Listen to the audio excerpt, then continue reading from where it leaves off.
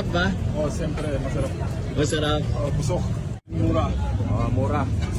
Kaya saya no, kasi nandalo na tayo ng Chinese, mga Black American, mga taga-US. So, di ba? Iba-ibang tao na pupunta sa Diwata Paris Overload. Todo na to.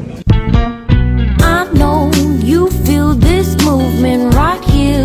You just be vibing, reaching for something within you. I know you feel this movement right here. You just be vibing, reaching. As usual, napakahaba pa rin ang pila ngayong gabi dito sa Diwata Paris Overload. Dahil gusto ko nga matikman ang isa sa mga pinipilahan at ang mabilis na nagkakaubusan na fried chicken, ay nagtiyaga na rin akong pumila kasama ang ibang mga tao. Baka magtaka kayo bakit dalawa ang pila dito. Ang isa para sa Paris Overload at itong isa naman ay para sa fried chicken. Ano po yung o-orderin nyo, ma'am? Fried chicken ba yun? Ayun, yung tinatawag na fried chicken ni Diwata, no? So mga ilang minuto ka na nakapila? Siguro mga 30 to 45 minutes na. Habang hinihintay natin maluto ang fried chicken ay papakita ko muna sa inyo kung paano nga ba ang proseso ng pagluto nila dito. Una, nakamarinate na ito ng mga ilang oras bago inilagay dito sa may harina, pagkatapos inilublob na ito sa kumukulong mantika. Pagkalipas nga ng ilang minuto at ito na rin yung pinakamahalagang proseso ng pagluluto dito. Tinusok-tusok na nga ito nang sa ganon ay maluto hanggang kinailaliman nito. After nga ng ilang minuto ay hinango na nga ito at syempre ito na rin yung moment na hinihintay ko.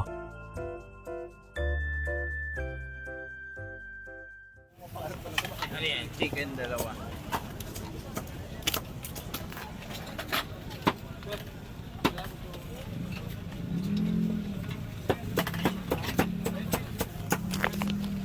Yung 120 ba may soft drinks na? Wala kang panupin. Eh paano? Mamaya na lang. Isa ka mo? Isa ka mo ka lang? Panukli ka na?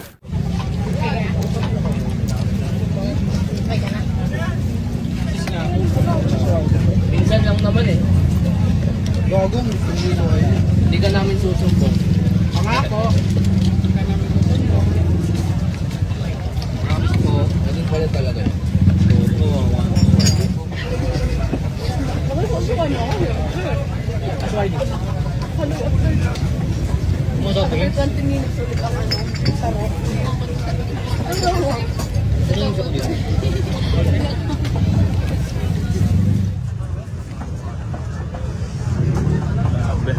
Malaki.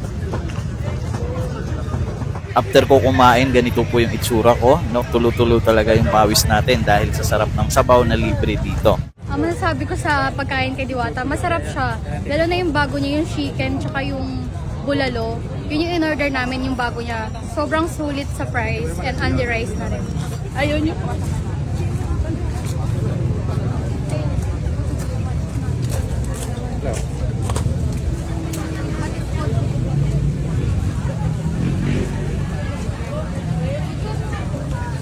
Chicken na lang.